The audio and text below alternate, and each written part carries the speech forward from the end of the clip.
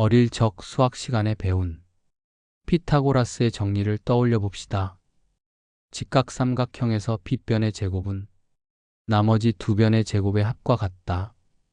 이 공식은 고대 그리스의 수학자가 증명했지만 사실 그가 태어나기 훨씬 전부터 이미 우주의 구조 안에 존재하고 있던 관계 아닐까요? 피타고라스는 단지 그것을 발견했을 뿐이라는 생각이 듭니다. 반면 지폐를 떠올려 보죠. 우리가 쓰는 돈은 본래 종이 조각일 뿐입니다.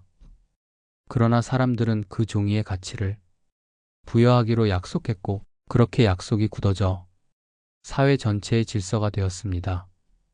종이는 본래 돈이 아니었지만 우리가 만들어낸 진리 덕분에 그 가치는 현실이 되었습니다. 이 두 가지 사례만 놓고 보아도 질문이 생깁니다. 진리는 도대체 무엇일까요? 발견되는 것일까요? 아니면 만들어지는 것일까요? 우리는 흔히 진리라는 단어 앞에서 막연한 경외감을 느낍니다. 진리는 변하지 않고 누구에게나 통하는 무언가 같아 보입니다. 마치 어둠 속을 밝히는 등불처럼 올바른 길을 안내하는 기준이 될 수 있다고 믿습니다. 하지만 막상 진리가 무엇인가라고 물으면 쉽게 답하기 어렵습니다. 왜냐하면 진리는 수학 공식처럼 인간이 손대지 않아도 존재하는 사실 같기도 하고 동시에 돈의 가치처럼 인간이 합의하고 유지하기 때문에 성립하는 것 같기도 하기 때문이죠. 생각해보면 우리의 삶 속 곳곳에서 이런 혼란을 경험합니다. 예를 들어 정직은 최선의 정책이다라는 문장은 진리일까요? 많은 사람들이 동의할 것입니다. 그러나 현실에서는 정직하지 않아도 성공하는 경우를 우리는 수도 없이 목격합니다. 그렇다면 이 말은 변하지 않는 진리라기보다 인간이 지향해야 할 규범적 진리, 다시 말해 우리가 만들어낸 진리에 가까운 것 아닐까요? 또 다른 예를 들어봅시다. 우리가 매일 바라보는 태양. 태양은 동쪽에서 뜨고 서쪽으로 진다. 이 진술은 누구도 부정하기 힘든 명백한 사실처럼 보입니다. 그러나 천문학의 관점에서 보면 태양이 뜨고 지는 것이 아니라 지구가 자전하고 있을 뿐입니다. 즉, 우리가 당연하게 받아들였던 진리도 새로운 관점에서는 수정됩니다. 그렇다면 태양이 뜨고 진다는 말은 발견된 진리가 아니라 인간이 세계를 설명하기 위해 잠시 만들어낸 해석일 뿐일지도 모릅니다. 이쯤 되면 혼란스러워집니다. 진리가 본래 세계 속에 숨어 있고 인간은 그것을 찾아내는 탐험자인 걸까요? 아니면 우리가 언어와 문화로 덧칠하며 세상을 해석하는 과정에서 비로소 진리가 만들어지는 걸까요? 이 질문은 단순히 철학자들만이 문제가 아닙니다. 우리가 살아가면서 매일 맞닥뜨리는 문제이기도 합니다. 사랑은 무엇인가? 행복은 어디서 오는가? 옳고 그름은 어떻게 정해지는가? 이런 질문들 앞에서 우리는 본능적으로 진리를 찾습니다. 하지만 그 진리가 나를 기다리고 있는 보물 같은 것인지 아니면 내가 직접 빚어내야 하는 작품 같은 것인지는 여전히 모호합니다. 철학자 플라톤은 진리가 인간의 사유를 넘어선 세계, 즉 이데아에 이미 존재한다고 말했습니다. 반면 니체는 진리를 언어와 은유의 산물로 보았습니다.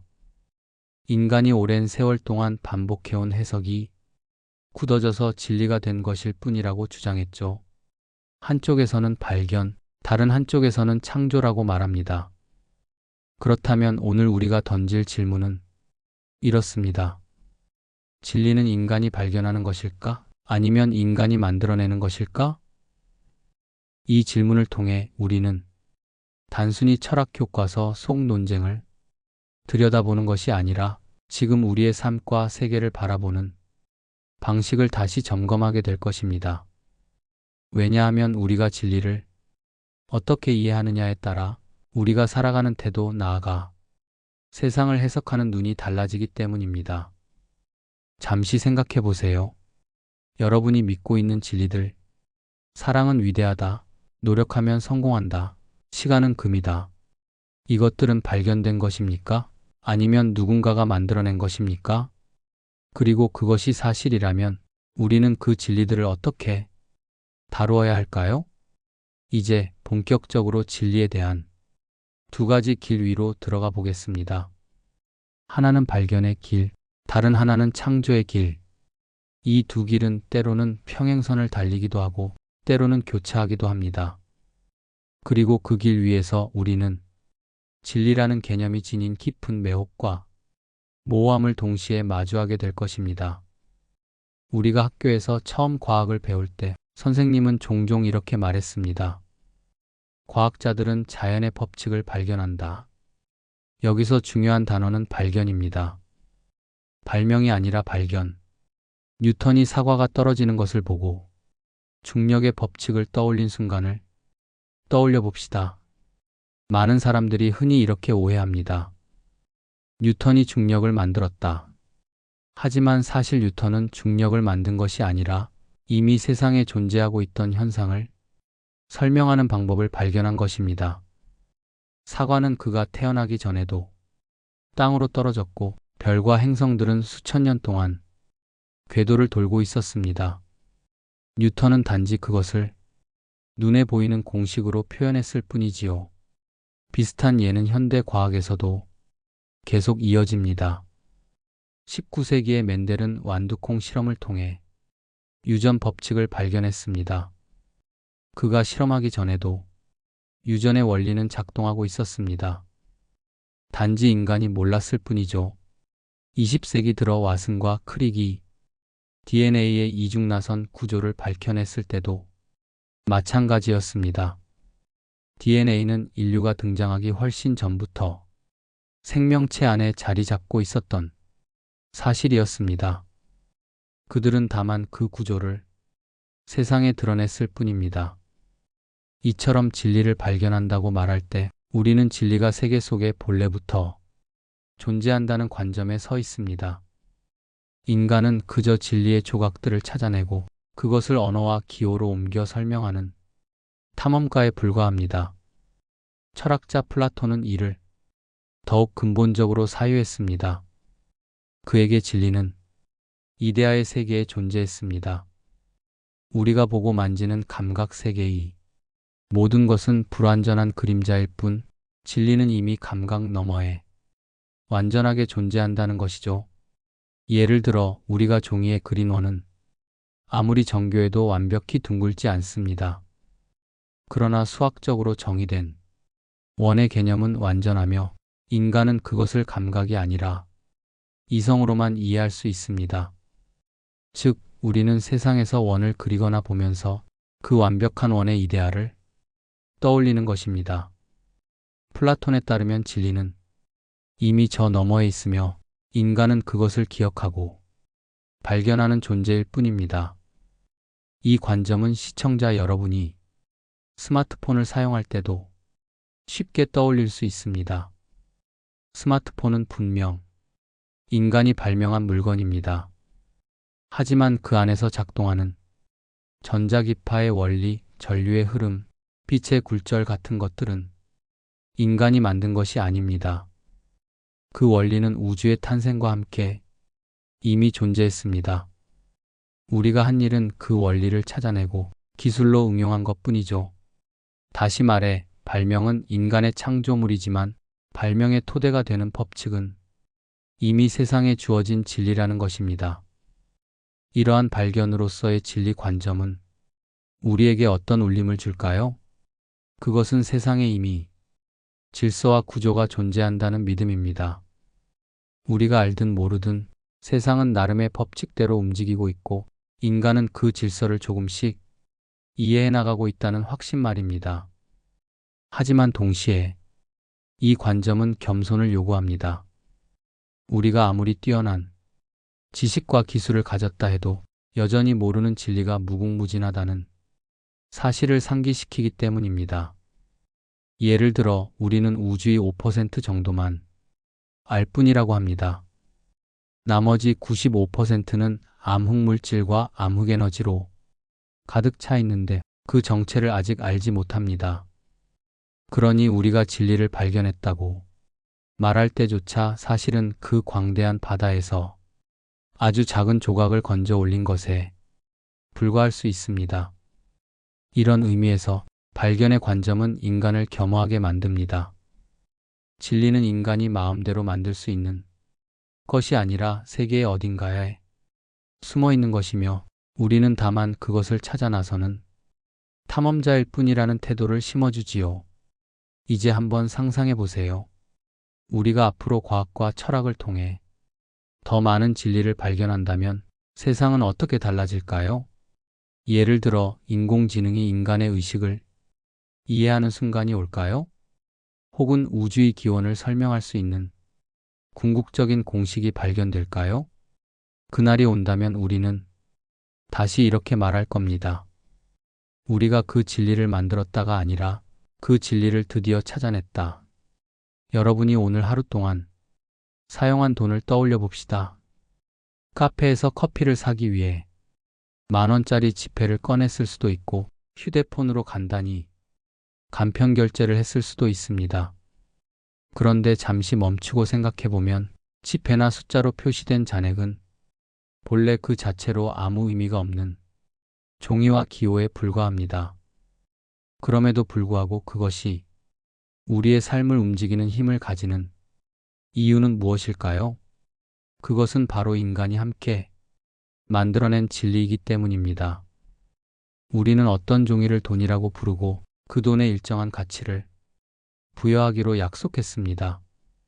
그리고 모두가 그 약속을 지키며 살아가기 때문에 그 지폐 한 장은 단순한 종이가 아니라 삶을 바꾸는 힘을 가지게 되었습니다. 이처럼 세상에는 본래 세계에 존재하지 않았지만 인간의 언어와 합의 속에서 만들어진 진리들이 가득합니다.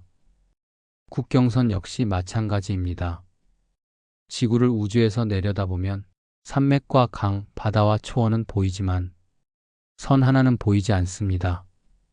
그러나 인간은 정치적 필요와 사회적 합의 속에서 여기가 너의 땅, 저기가 나의 땅이라고 정했습니다. 그 선은 자연 속에는 존재하지 않지만 우리가 만들어낸 합의 덕분에 현실에서 가장 강력한 경계가 되었습니다. 이제 질문해 봅시다.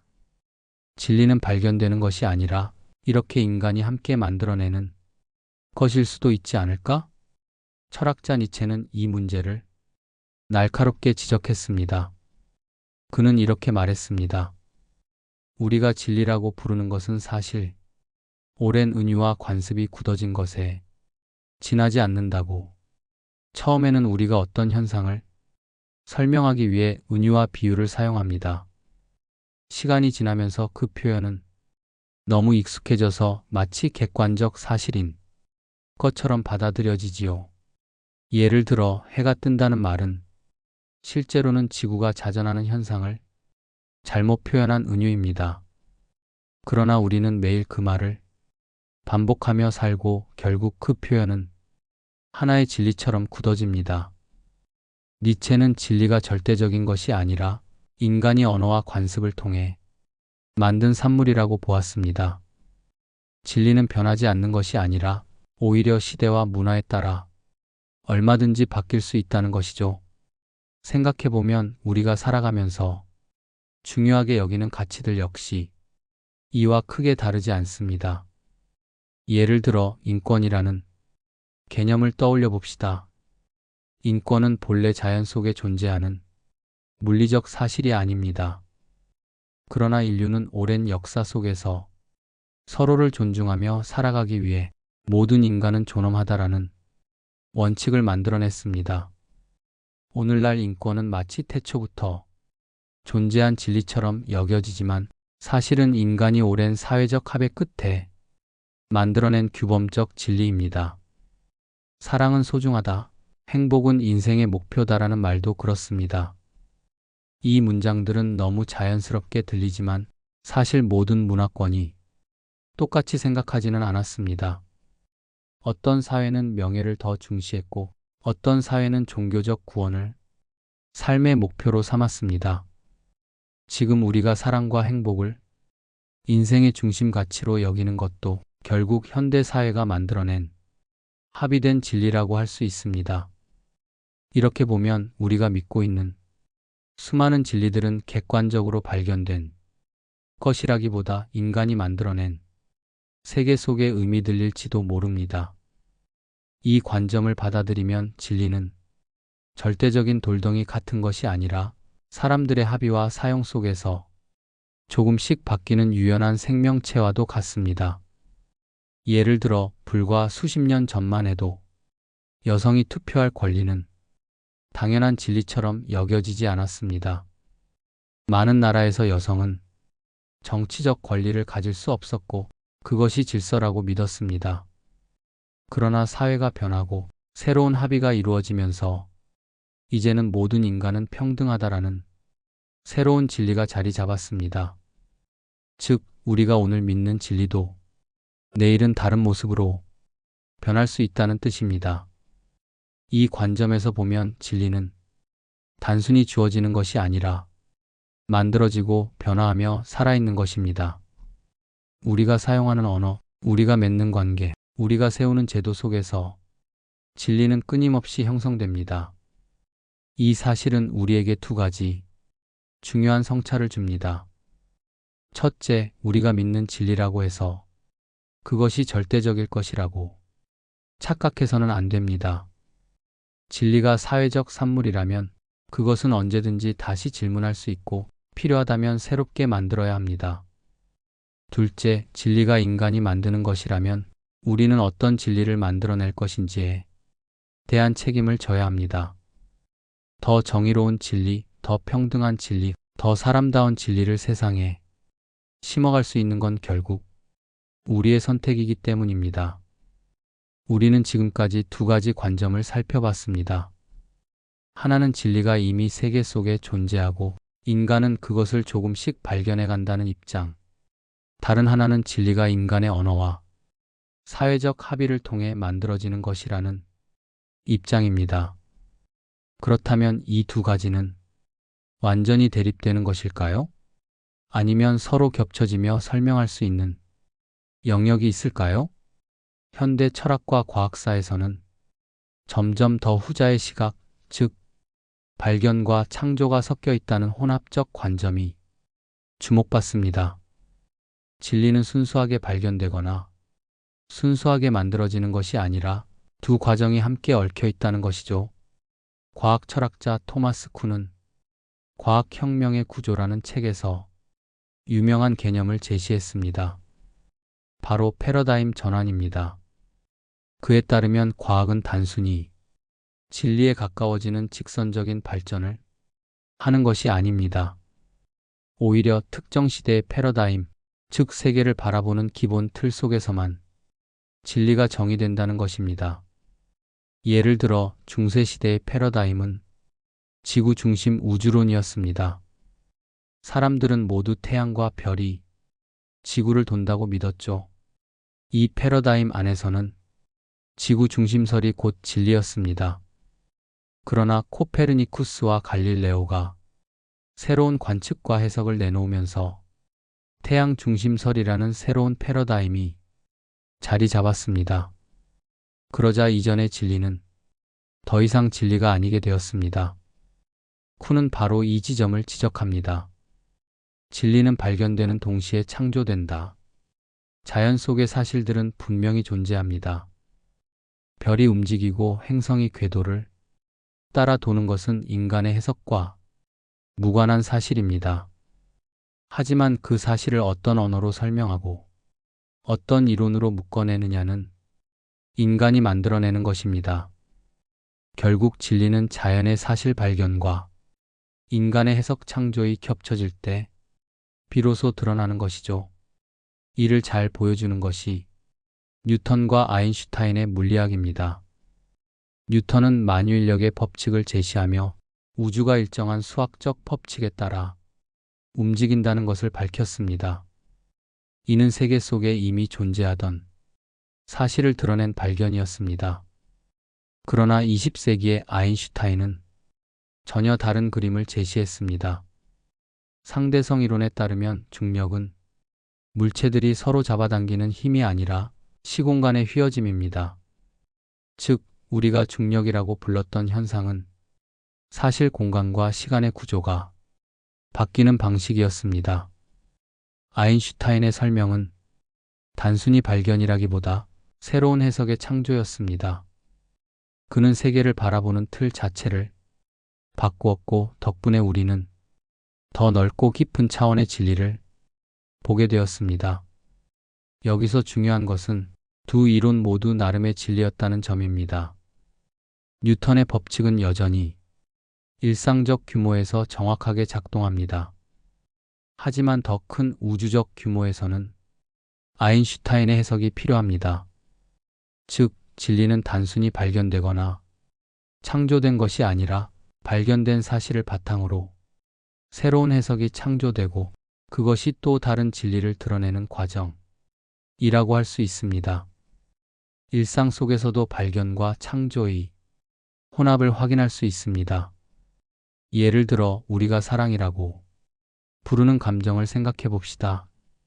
사랑의 감정 자체는 인간 안에 본래 존재합니다. 즉, 그것은 일종의 발견입니다.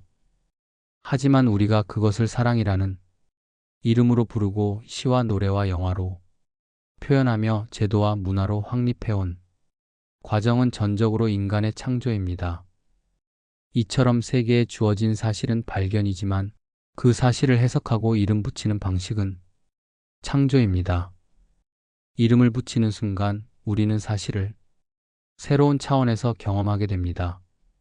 마치 미술 작품 앞에서 이건 인상주의다라는 말을 듣는 순간 그림을 보는 눈이 달라지는 것처럼 말이죠.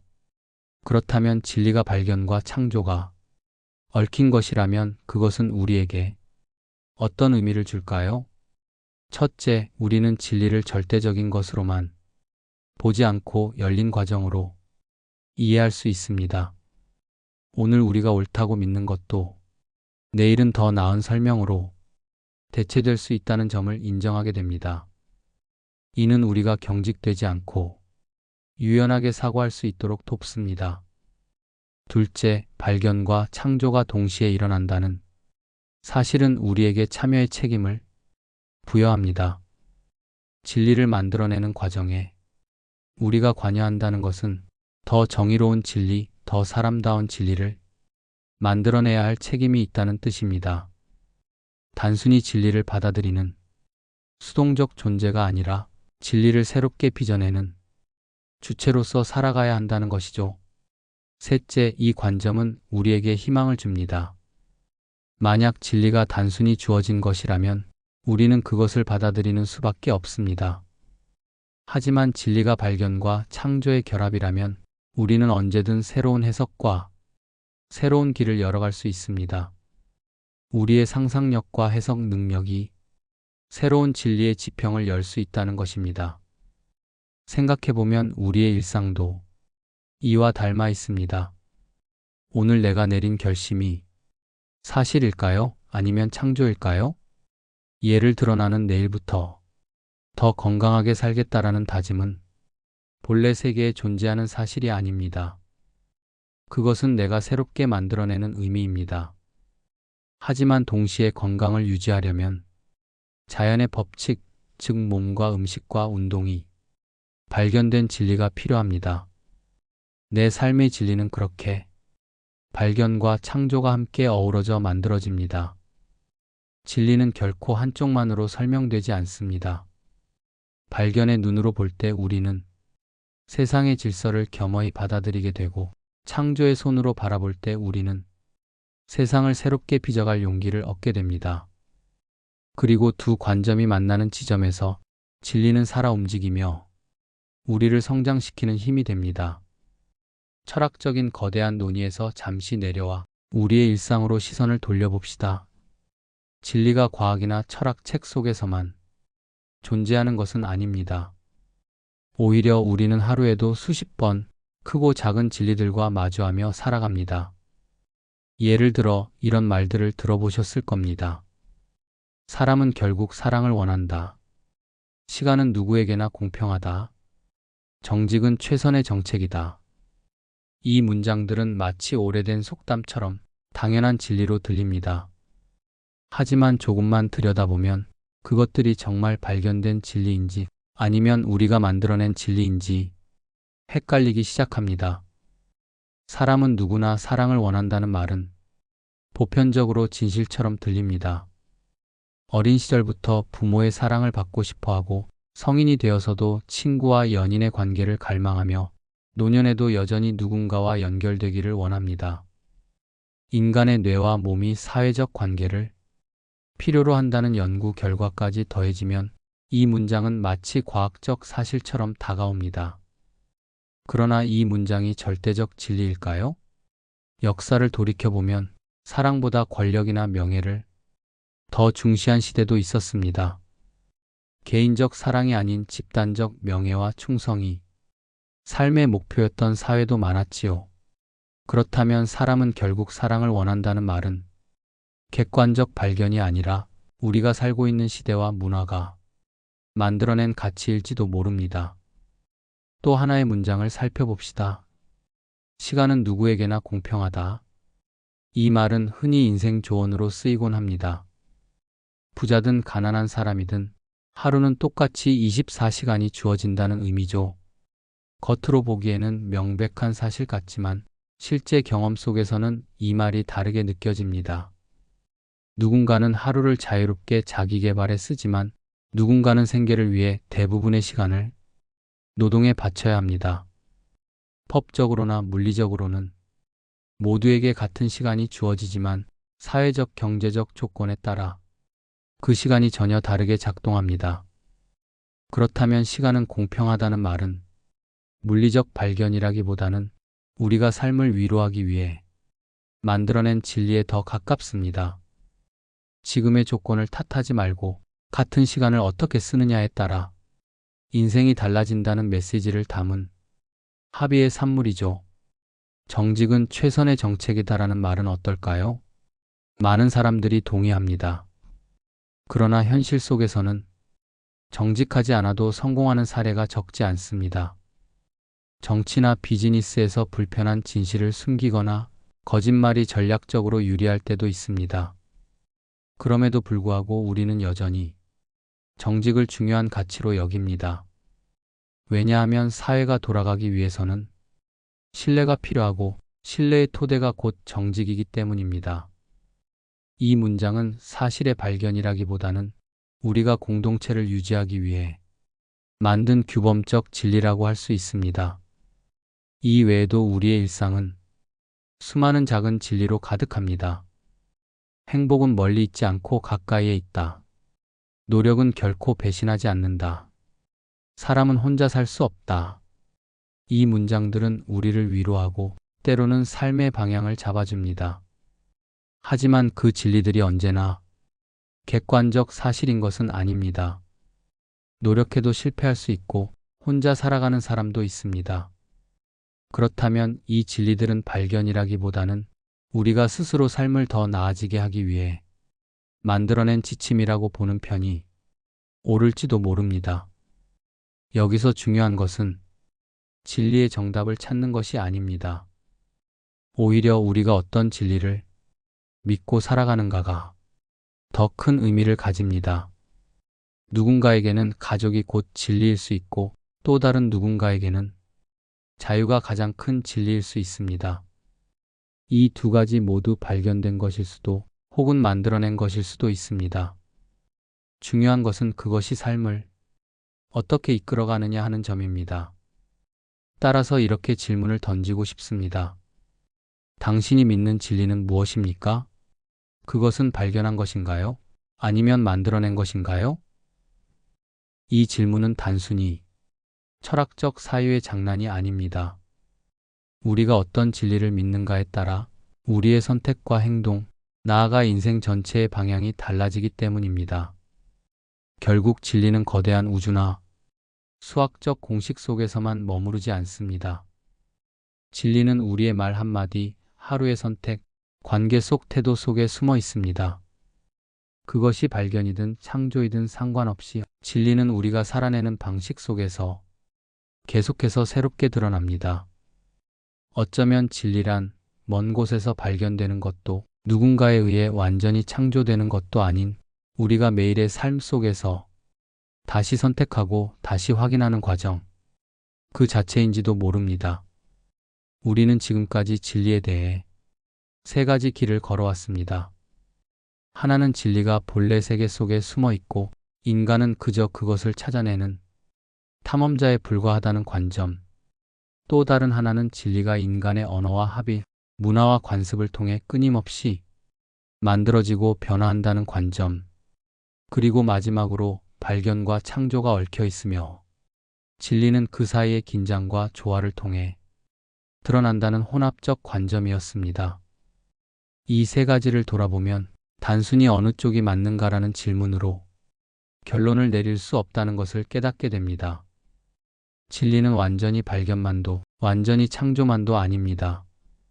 중요한 것은 우리가 진리를 어떤 태도로 마주하는가입니다. 우리는 흔히 진리를 변하지 않는 하나의 답이라고 생각합니다. 하지만 역사 속 사례를 보면 그 확신은 늘 깨져왔습니다.